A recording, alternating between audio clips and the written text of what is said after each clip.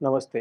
మనం May month గనక వృశ్చిక రాశి ఫలితాలు చూసుకుంటే, ఫస్ట్ మే మంత్ యొక్క విశిష్టత మనం చూద్దాం. మే మంత్ మనకి ఇది వైశాఖ మాసంతో ఎక్కువగా కూడుకొని ఉంటుంది. వైశాఖ మాసం చతుర్దశి నుంచి ఇది స్టార్ట్ అవుతుంది. అక్షయ తృతీయ అయిపోయిన నెక్స్ట్ డే కూడా మనకి మే మంత్ స్టార్ట్ అవుతుందనమాట. ఈ మంత్ వైశాఖ మాసం విష్ణుమూర్తికి అత్యంత ప్రీతికరమైన మాసం. ఈ మాసములో ఉదక దానం విష్ణు తుల్యాన్ని తీసుకొస్తుంది. విష్ణు సమత్వాన్ని, విష్ణులోక ప్రాప్తిని తీసుకొస్తుంది అని చెప్పేసి మనకి హ్మ్.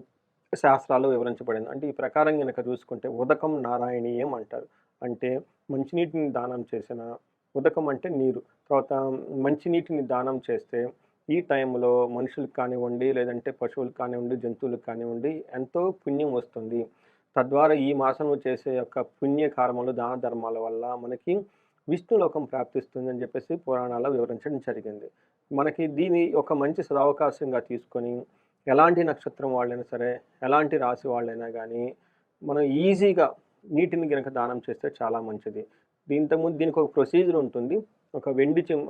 ఒక రాగి చెంబు తీసుకొని దానికి పసుపు, కుంకుమ పెట్టేసి దాని నిండా నీటిని నింపి, అందులో కొంచెం తేనె, కొంచెం ఒక యాలక్కాయ కానీ ఏసి, లేదంటే పచ్చకర్పూరం ఏసి, ఆ నీటిని తాగటానికి వేరే వాళ్ళకి దాహంగా ఉండటం గనక ఇస్తే, వీలైతే ఆ చెంబు పాత్ర అంటారు గదా! చెంబు అంటారు గదా! మనం దానితో పాటు దాన్ని దానం గనక వాళ్ళకి చేయగలిగితే చాలా పుణ్యం వస్తుంది. అది ఒక ప్రొసీజర్ మనకి ఇంతకుముందు పూర్వకాలంలో చేసేవాళ్ళు. అయితే వీటితో పాటు చలివేంద్రాలు కూడా ఏర్పాటు చేసేవాళ్ళు. కుండల్లో నీళ్లు పెట్టేసి పోయే వాళ్ళకి నీళ్లు ఇస్తూ ఉండేవాళ్ళు. అయితే ఈ మారిన కాలమాన పరిస్థితుల ప్రకారం అది కొన్నిసార్లు కుదురుతుంది, కుదరకపోవచ్చు కాబట్టి వీళ్ళకి ఆల్టర్‌నేటివ్‌గా మనం ఏం చేస్తామంటే ఈ మోడర్న్ టైమ్‌లో మీకు కార్‌లో వెళ్ళేటప్పుడు ఒక కేస్ వాటర్ బాటిల్ పెట్టుకోండి. లేదంటే బైక్‌లో కొన్ని వాటర్ బాటిల్స్ పెట్టుకోండి.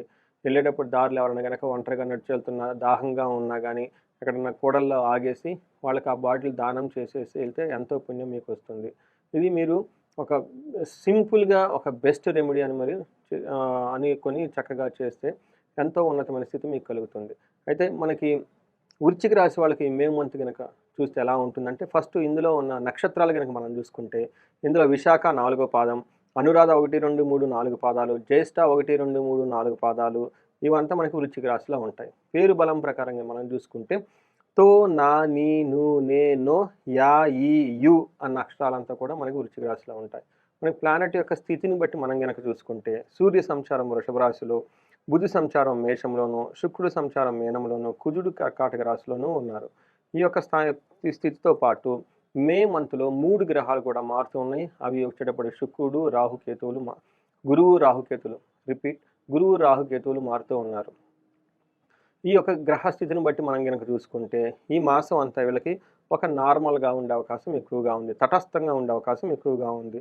ఈ మాసంలో కుజుడు ఈ తను నా 9దో ఇంట్లో ఉండి పెట్టాల్సిన బాధలు పెట్టకుండా వీళ్ళకి చక్కగా యోగ్యతనిస్తూ ఉన్నాడు.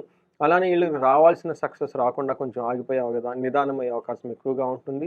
పుత్రుల ద్వారా జనరల్‌గా అయితే ఈళ్ళకి ఒక మంచి పొజిషన్‌లో ఉండి వాళ్ళ ద్వారా శుభవార్తలు వినాల్సిన అవసరం చాలా ఉండే అవకాశం ఎక్కువగా ఉంటుంది.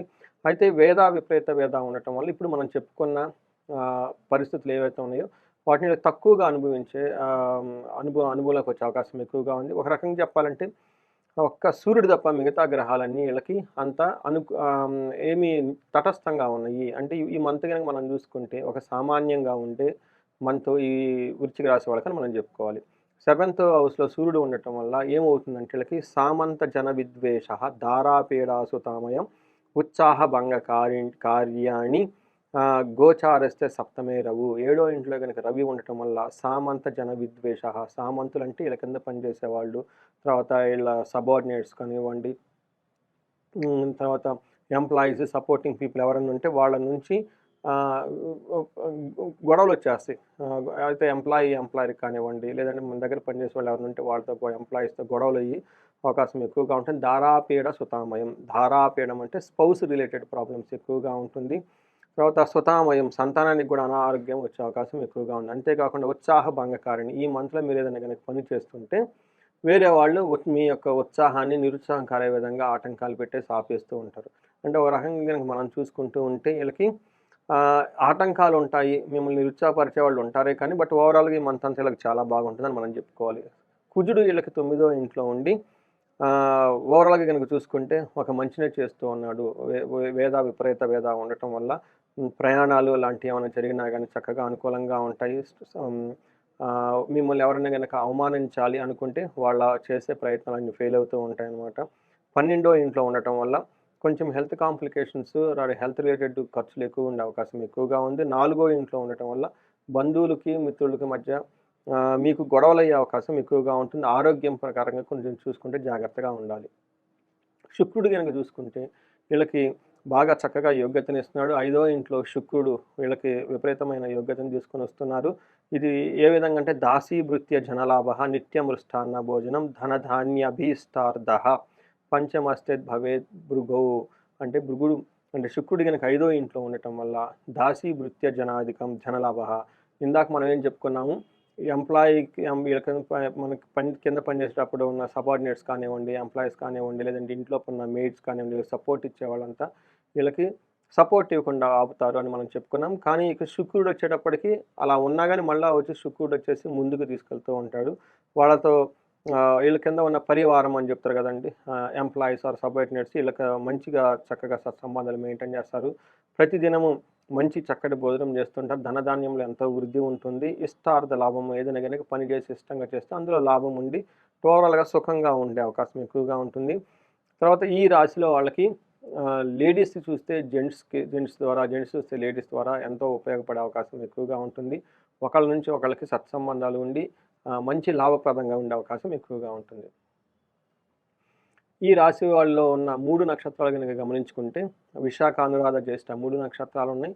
దీనిలో విశాఖ నక్షత్రం, అనురాధ, జ్యేష్ఠ విశాఖ నక్షత్రం గనుక మనం చూసుకుంటే వీళ్ళకి రాజ్యలాభం బాగా చూపిస్తుంది. అయితే వీళ్ళకి ఛాలెంజెస్ కూడా చాలా ఎక్కువగా ఉన్నాయి. భయము, రోగము, దరిద్రము, అతి భయము కూడా చూపిస్తూ ఉన్నాయి. అగైన్ మళ్ళీ అనురాధ నక్షత్రం గనుక మనం చూసుకుంటే వీళ్ళకి ధనప్రాప్తి ఉంది, రాజ్యలాభము చూపిస్తుంది. కాకపోతే వీళ్ళకి ఛాలెంజెస్ కూడా చాలా ఎక్కువగా ఉన్నాయి. అవి బంధనము, భయపడినట్లు ఉండటము, దరిద్రము కూడా చూపిస్తూ ఉంది. జ్యేష్ఠ నక్షత్రం వాళ్ళకి ధనప్రాప్తి బా ధనప్రాప్తి చూపిస్తుంది. డబ్బులు ఫైనాన్షియల్‌గా బాగుంటారు. తర్వాత రాజ్యలాభము చూపిస్తుంది. ప్రమోషన్స్ అవన్నీ వచ్చే అవకాశం ఎక్కువగా ఉంది. అయితే పాటు భయము, బంధనము, దరిద్రము, అతి భయం కూడా చూపిస్తూ ఛాలెంజెస్ కూడా ఉన్నాయన్నమాట. ఈ ప్రకారంగా మనం చూసుకుంటే ఒక అనురాధ నక్షత్రం వాళ్ళకి కార్యహాని కలిగే అవకాశం ఎక్కువగా ఉంది. బట్ మిగతా వచ్చేటప్పటికి ఒక రకంగా చెప్పాలంటే ఈ రాశి వాళ్ళకి కొంచెం తటస్థంగా ఉండి నార్మల్‌గా ఉండే అవకాశం ఎక్కువగా ఉంటుంది. మీరుకి ఎవరైనా గనుక పరిహారాలు గనుక చేసుకోవాలంటే మనకి ఆహ్, హ్మ్, సూర్యుడికి నమస్కార ప్రియుడంటారు. సూర్య నమస్కారాలు చేసినా గానీ, తర్వాత సూర్యుడికి ఆర్ఘ్యం ఇచ్చిన, గాయత్రి మంత్రం చదువుకున్న, ప్రొఫెషనల్‌లో ఎవరైనా గనక ప్రాబ్లమ్స్ కావాలనుకుంటే వీళ్ళకి ఆదిత్య హృదయ స్తోత్రం అని ఉంటుంది. దీన్ని నిత్యం పఠించినా గానీ చాలా చక్కగా అభివృద్ధి ఉంటుంది. అంతేకాకుండా వీళ్ళకి రాజ్యలాభం చూపిస్తుంది కాబట్టి ఎవరైనా హ్మ్. ఉన్నతమైన పదవులు కావాలి, నాయకత్వ లక్షణాలు కావాలి, సీనియర్ మేనేజ్మెంట్ పొజిషన్‌లో గాని ఎవరన్నా గనక రావాలనుకుంటే వీళ్ళు రాజశ్యామల హోమం గనక చేస్తే 2 రోజులు దీక్షలాగా పట్టుకొని ఎంతో అభివృద్ధి ఉంటుంది. వీళ్ళు అతిగా భయపడే అవకాశం ఎక్కువగా ఉంది కాబట్టి సుబ్రహ్మణ్య ఆరాధన చేసినా, లేదంటే చండీ పారాయణము, చండీ హోమం చేపించుకున్నా గానీ, లేదంటే మన్యు పాశుపత అభిషేకం అని ఉంటుంది. ఇవి చేపించుకుంటే ఈ మన్యు నుంచి భయపడే సిట్యుయేషన్స్ నుంచి లేకుంటే దిష్టి, నరఘోష, యక్షరాక్షస పీడలు అంటే ఎలాంటివి ఏమైనా ఉన్నా గానీ ఇంట్లో నుంచి బయటికెళ్ళిపోతాయి. ఆరోగ్యంగా ఇల్లంతా చక్కగా ఉంటుంది. ఇవే కాకుండా ఇంకా వేరే ఇండివిడ్యువల్‌గా ఏమైనా ఛాలెంజెస్ ఉంటే మీ యొక్క వ్యక్తిగతాన్ని గనుక జాతకాన్ని చూపించుకొని తద్వారా రెమెడీస్ చేసుకొని ఈ మంత్ అంతా సుఖంగా చక్కగా ఉండాలని చెప్పేసి నేను కోరుకుంటున్నాను.